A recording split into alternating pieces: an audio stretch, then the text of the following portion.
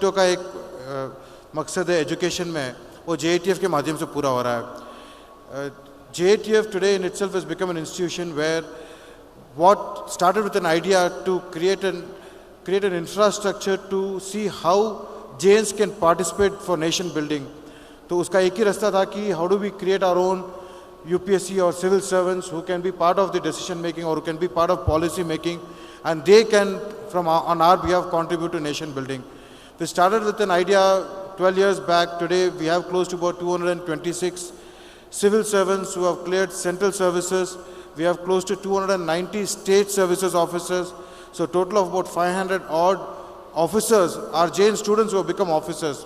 So you can imagine the strength of these people in nation building and community, and how they can help the community itself. It couldn't have happened without the help and support of donors.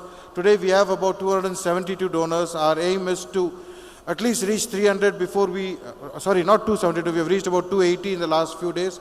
Our aim is to reach at least 300 before we end our tenure in September. And Bangalore has always been large contributor. The current team has also given a lot. Pramod Bhai and Vikram Bhai have supported us a lot. Paras Bhai का हमेशा push होता है.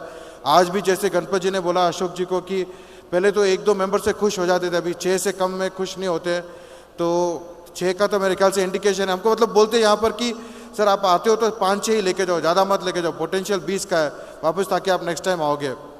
तो एक वही request है कि आज भी एक सिक्सर लगा के जाए, अच्छा रहेगा। और इसके बाद हम लोग विजिट कर रहे हैं BP Bora hostel.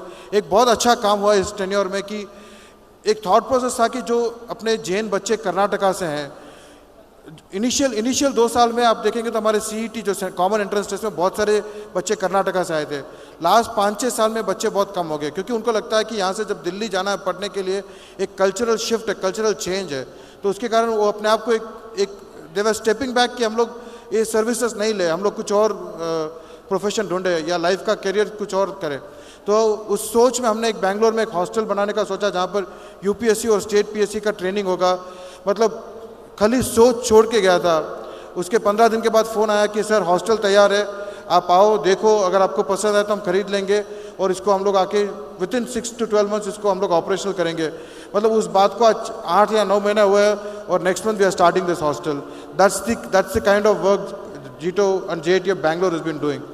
So another request to all is to see how do you participate. JATF को जितना ज़्यादा प्रमोट करते हो बच्चों में, आप कोई भी शहर में जाते हो, बच्चों से मिलते हो, कॉलेजेस स्कूल्स में जाते हो, तो please try and promote JATF, motivate our children to take up civil services, because that's the only path, that's the only way where we can contribute to nation building. Thank you and congratulations to Ashok ji and his team for such a great event, and wishing you the best for the next 2 days. Thank you so much.